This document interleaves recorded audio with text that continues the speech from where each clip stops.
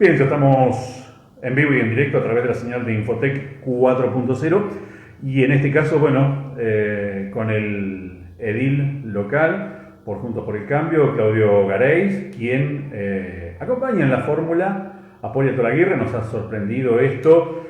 Bueno, lo hemos dialogado hace algunos días nada más con Atolaguirre, pero bueno, queríamos tener su palabra también. Claudio, ¿cómo estás? Muy buenos días. ¿Qué tal? Muy buenos días. Muchas gracias por compartir la noticia y por el tiempo dispensado. No, nos parece algo interesante el hecho de, bueno, un realiquense acompañando en una lista de esta relevancia. Vamos por el principio, Claudio, para que, bueno, la gente por ahí pueda entender un poquito esto. ¿Cómo se da tu convocatoria a la lista? Bueno, ¿cómo se dio todo esto? Bueno, antes del cierre de la lista siempre hay un proceso de negociación y de armado. En ese armado, Poli Atolaguirre fue de las 4 líneas históricas en la búsqueda de un consenso, de las 4 líneas históricas del radicalismo, logró aglomerar a 3.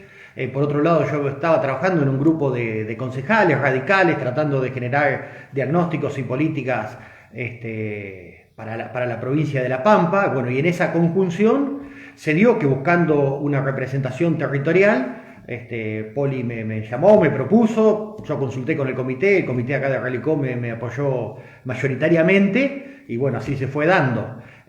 Si uno mira la lista hay representantes de Hugo Pérez, de Alpachiri, Poli Atolaguirre de Santa Rosa, Gisela Cuadrado, Cintia Guete, de General Pico, después hay gente de 25 de Mayo, o sea, una amplia representación del territorio de la provincia de La Pampa.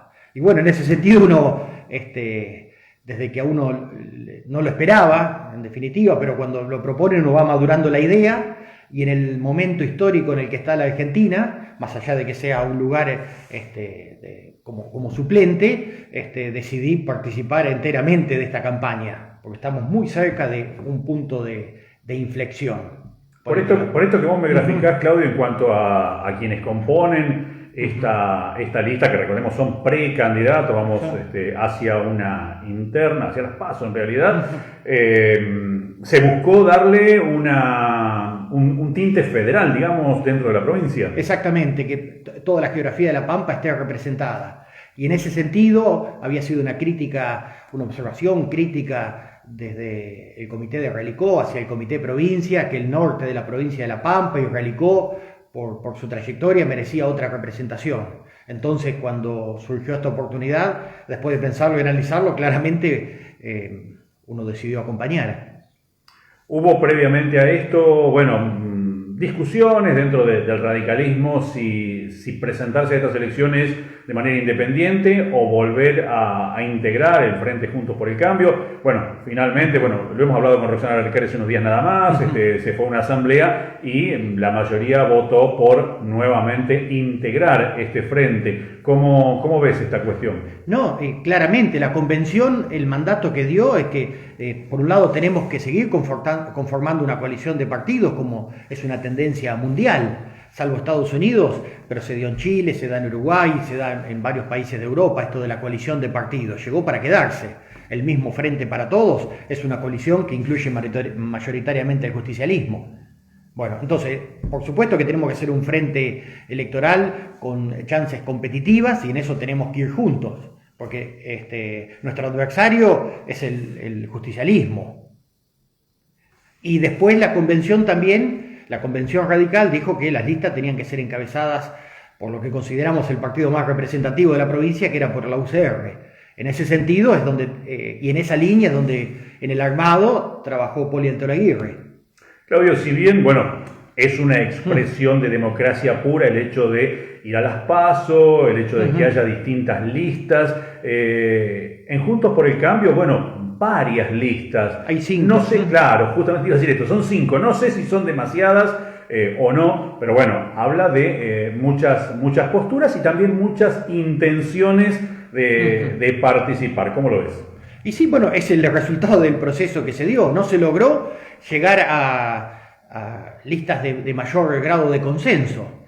Llegado a ese punto y las fechas que imponen un cierre de las listas, todo este trabajo de negociaciones se llegó, como bien digo, había 4 líneas históricas que se lograron juntar 3. dentro del radicalismo. Pero bueno, no se logró un consenso total, después apareció otra lista que representa mayoritariamente a las mujeres del radicalismo, también apareció que Cronenberger decidió hacer una alianza con Maquieira, y por otro lado, dos listas del PRO puras. Ese es el armado electoral que hay. Que, bueno, llegado su momento, no queda otra que competir con los mejores argumentos en estas pasos, y que quede a criterio del votante la mejor lista. ¿Qué es lo que te llevó a cerrar el sí para sumarte a esta convocatoria acompañando al Poli Aguirre?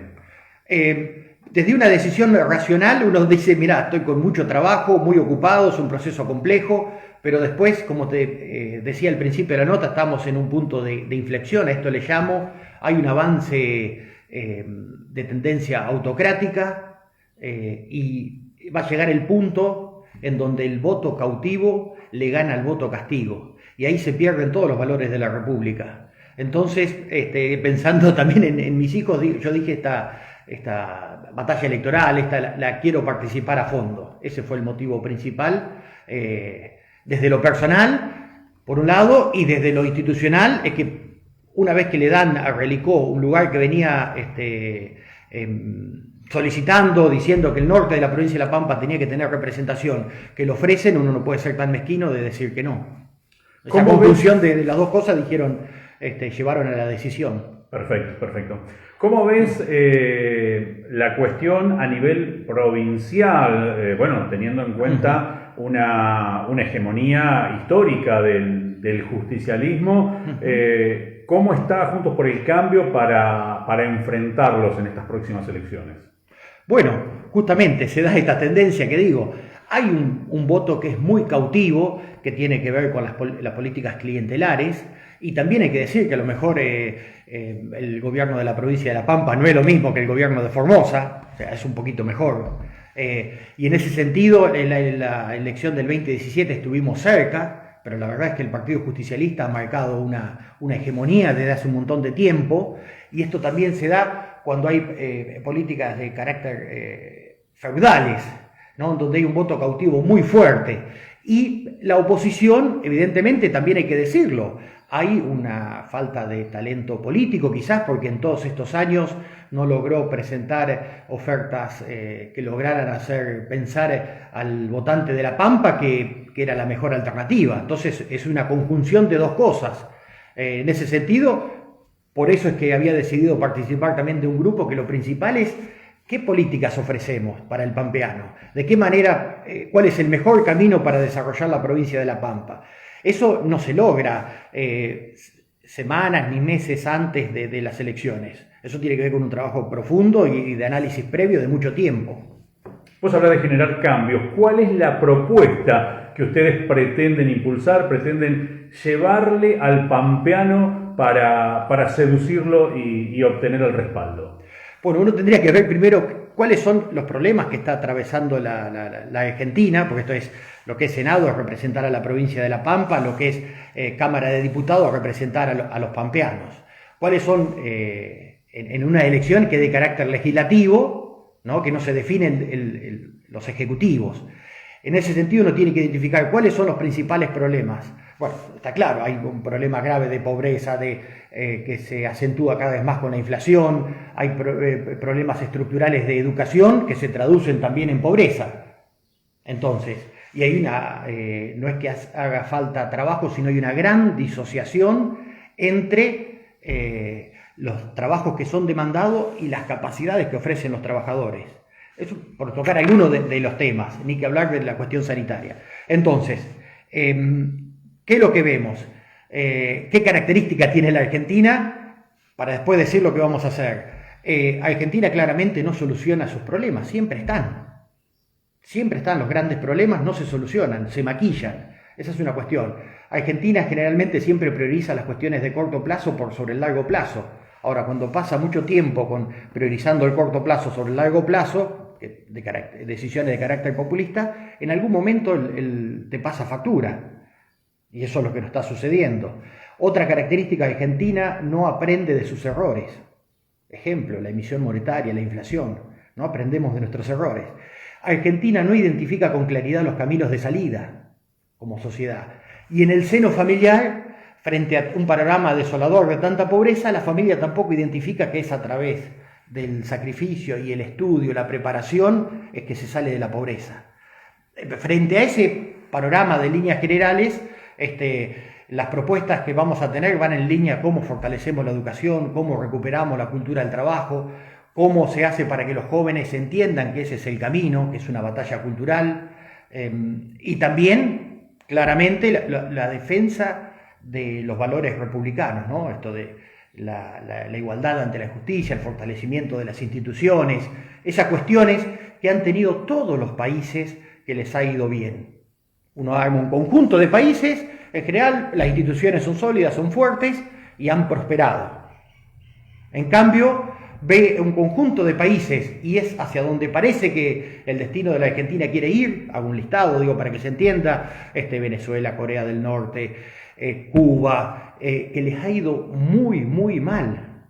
Y parece que queremos avanzar hacia ese lugar. Y nos sentimos muy cómodos negociando con China y con Rusia, que son partidos de características autocráticas, en donde el poder de turno busca la conjunción de poderes, manipular los medios, manipular la justicia, las cámaras de diputados son escribanías.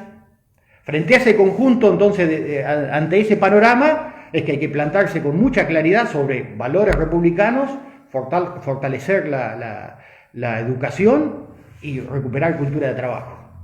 Ahí vos estás hablando de una problemática muy, muy de fondo. ¿Por qué interpretás que el gobierno nacional se orienta en este sentido, hacia esos ejemplos que vos mencionabas? No, la verdad que no sé cuáles son las motivaciones profundas que lo llevan a esa cuestión, si tiene que ver con que Cristina Kirchner, que es quien lleva las riendas ideológicas y los destinos del país, se siente identificada con esas ideas, o ante el fallecimiento de Castro en Cuba y de Chávez en Venezuela se quiere elegir como la nueva líder de izquierda. Puede ser esas motivaciones, pero en el fondo de la cuestión no lo sé. Lo que sí sé con mucha claridad es que hacia donde vamos es un camino que ha fracasado en el mundo. En los años 70, 80, donde el mundo estaba dividido por la Guerra Fría, por ahí las ideas de tintes socialistas, comunistas, eran atractivas, tenían cierto romanticismo y estaba el mundo bipolar. Hoy en día no lo está. Tenemos la evidencia científica, los datos de la historia de que ese conjunto de políticas con fuerte intervención estatal ha fracasado. No hay un solo ejemplo de que le haya ido bien a la hora de generar prosperidad y de sacar a gente de la pobreza y llevarla a una situación de bienestar. En Latinoamérica, para no ir a unos casos tan extremos, digo, los países con mejores indicadores y que con todos sus problemas, con sus más, con sus menos, pero que han logrado ir a avanzar y poner políticas de Estado, son los ejemplos de Uruguay y de Chile.